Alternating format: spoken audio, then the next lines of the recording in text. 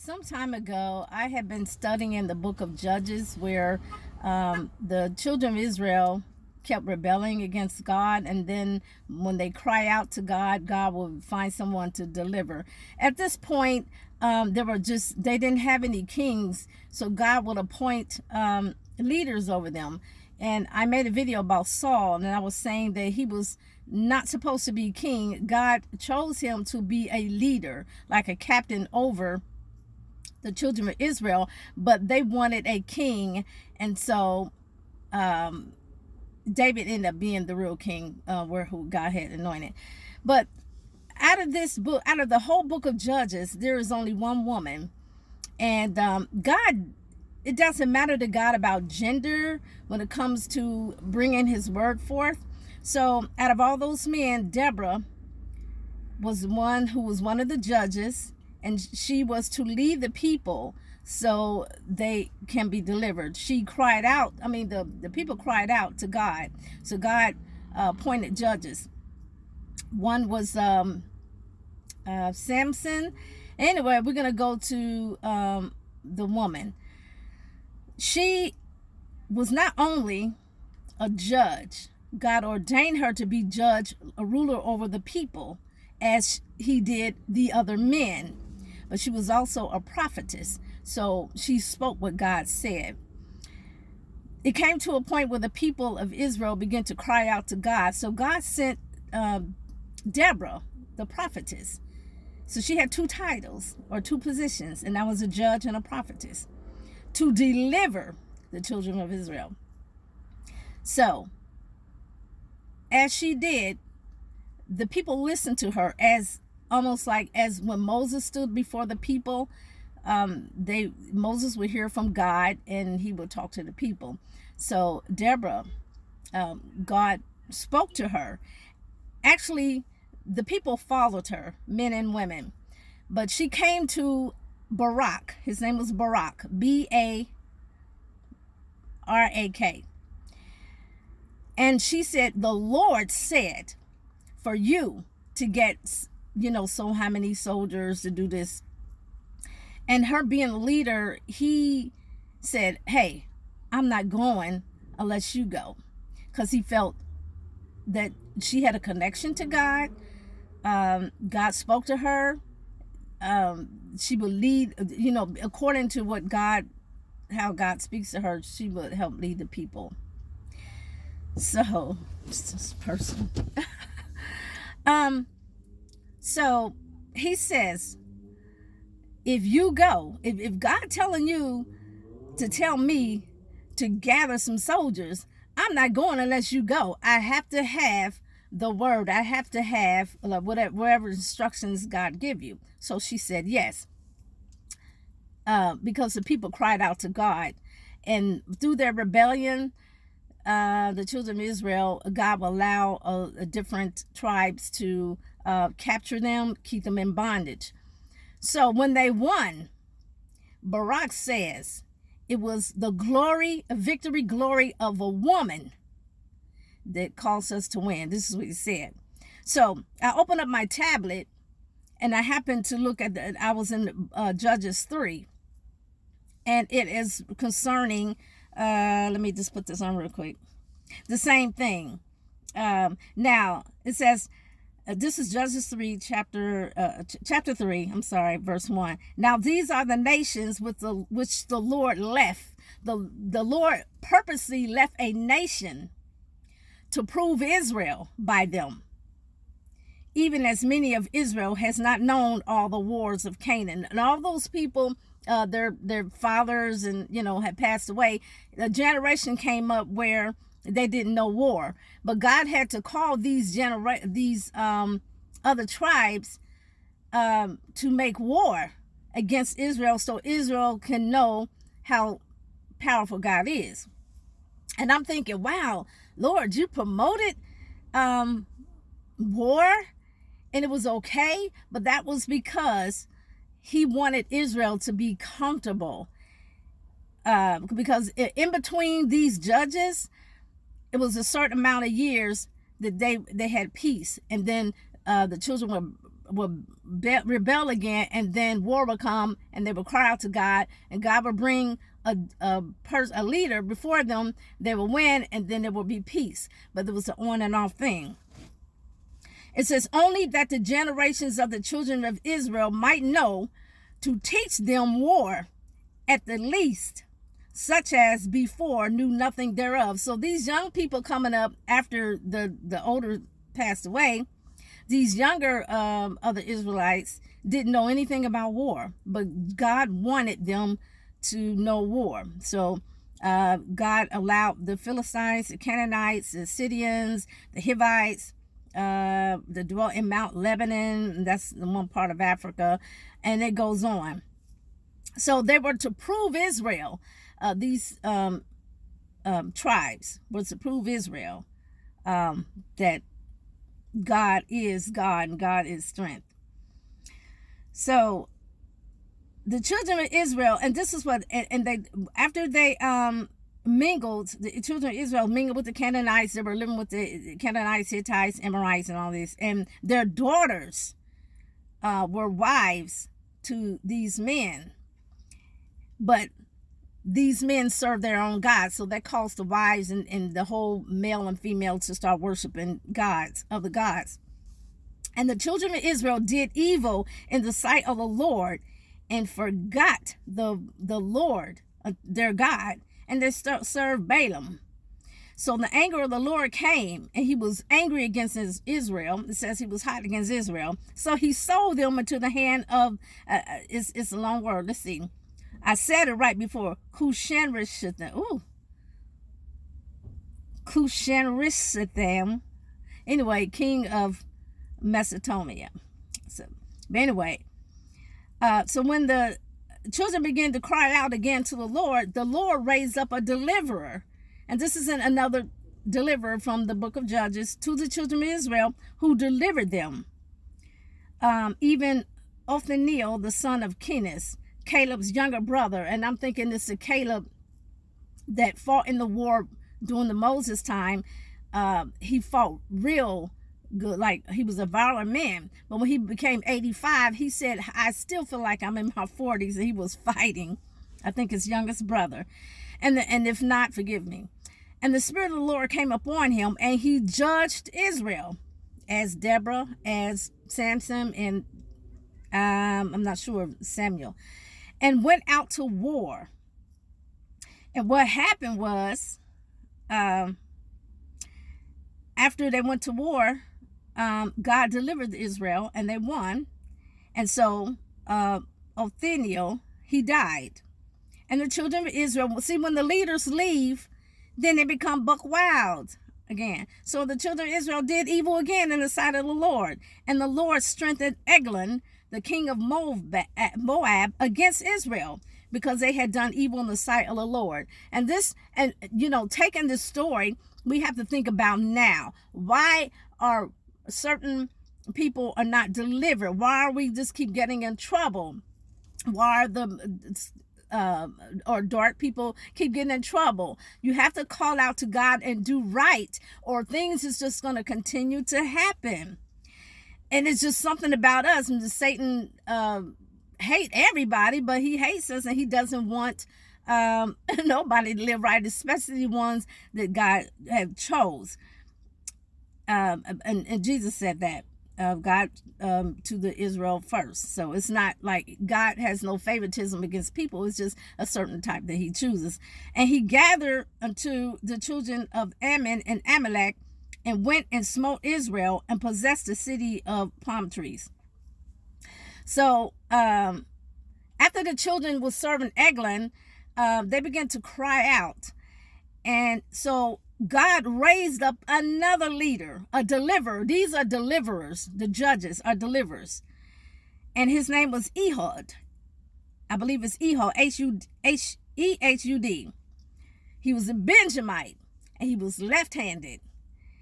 And by the children of Israel, and by him the children of Israel sent a present unto Eglon, the king of Moab.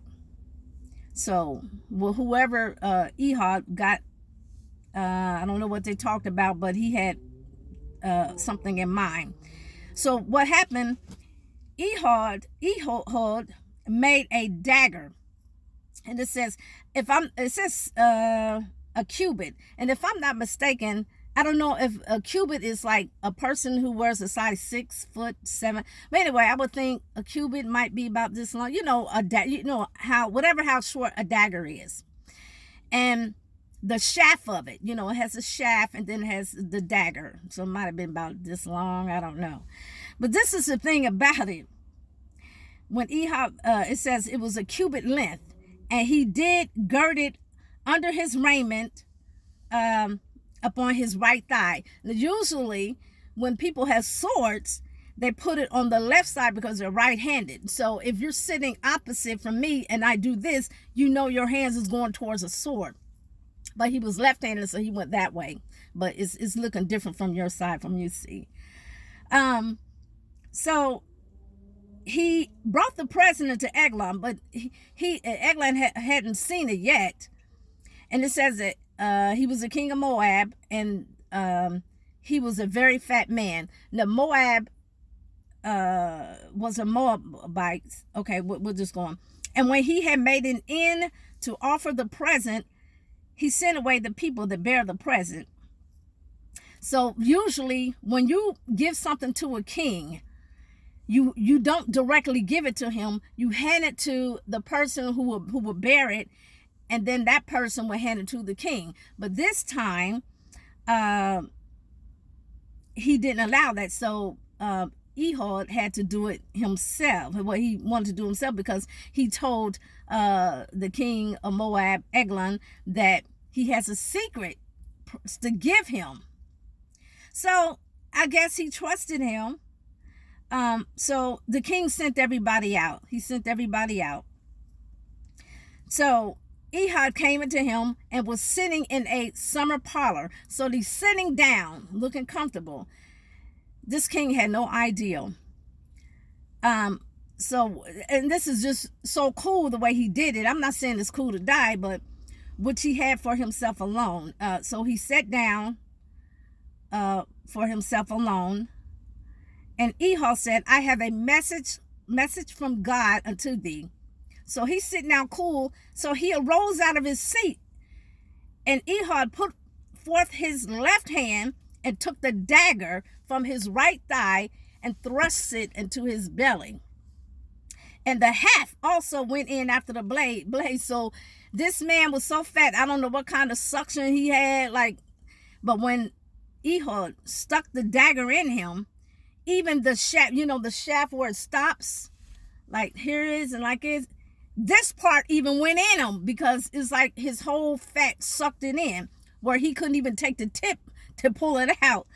And so it says, the haft also went in after the blade, and the fat closed upon the blade so that he could not draw the dagger out of his belly. Because usually he would do this and pull it out, but when he did and he went to pull that, he sucked everything in there, and then the dirt came out, the bowels just rushed out, mainly I guess from the front, because the dagger can only go so far. Like it might have pierced just his intestines, or his his gall. It just went as far as that. Then Ehud went forth through the porch and shut the doors of the parlor upon him. He didn't run, and locked them. And when he was gone out, his servants came. And when they saw that the doors were closed and blocked, they thought, oh, he's just covering his feet in his summer chamber. He's just relaxing. So they didn't bother going in. They thought, okay, I'm relaxed. I got my present. And so, and they tarried till they were ashamed. So that means they waited a long time. Like, okay, he been in there a long time. We feel ashamed. We better go check on him. We supposed to check on him. So, and behold, he opened not the doors of the parlor. They saw him. They didn't open. And then finally, they took a key because the doors was locked and opened them. And behold, their Lord, their king was fallen down dead on the earth. Ehud had escaped while they waited for a long time and passed beyond the quarries. The people that supposed to pass the present to him, they didn't think anything of it. So he was walking and he escaped. And it came to pass when he was come that he blew a trumpet in the mountain, in Ephraim, and the children of Israel went down with him from the mount, and he before them. So when he blows the trumpet, that's a sound like, hey, we're going to do war, we're going to attack. So they went in and they slew Moab, about 10,000 men. And usually when your king is gone, when it's nothing, it's you know, you don't get the order from the king for anything, so people just did whatever. And so it says about 10,000 men that he slew. All of them were lusty, like strong, and all men of valor, like they're mighty warriors, and there escaped not a man. So Moab was subdued that day under the hand of Israel, and the land had rest 80 years. I think it's 80 years. And then after him, and so it's like every time there is a deliverance, people rebel again. The people rebel. So I'm thinking about this time, you know, God will send, could send a time of peace, but it's like every time something begin to happen, we become comfortable again. And let's not even talk about a nation, just people in general, individuals. You know, we get into something, God deliver us, we pray to God, and then we go right back into the same thing, and then God allows something else to happen, and then you're saying, why do I always get into the same thing all the time? I mean, why is this always happening to me? And so when we know God, we must obey him. We must please him. We cannot anger God, because this was when things happen. And when you have a group of people, same thing. God will send a leader. So I'm looking at the church. God will send a leader. God has pulled people to where we have to seek him. We don't supposed to trust men. The Bible says trust God in all things. Trust Jesus.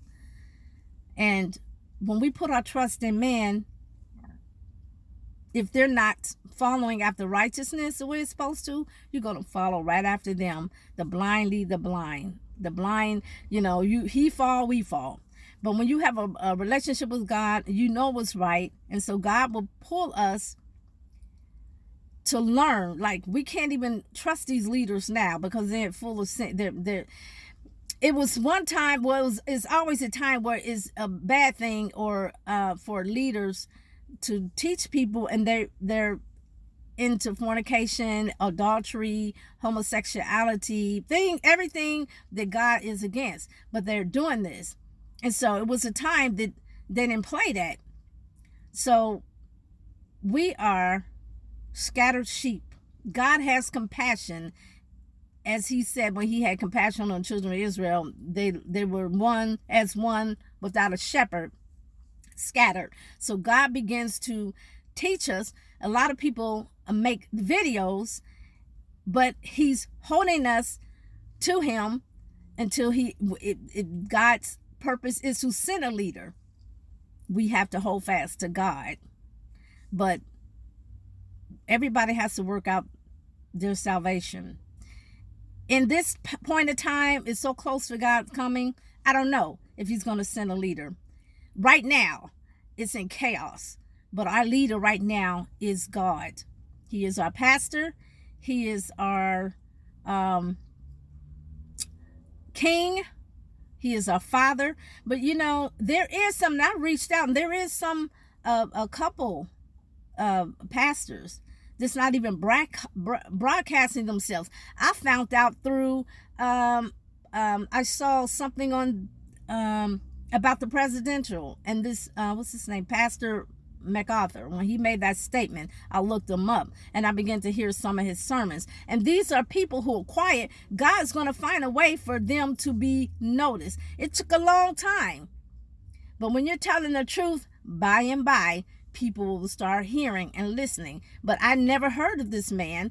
And when he was just talking about Biden putting his hands on the Bible is kind of blaspheming, you know, like if you're going to put your hand on the Bible, you have to make that promise, or you can't live two types of lives. So God We just have to wait on God. God will tell us the next step. But right now, God is our overseer. That's the way it is.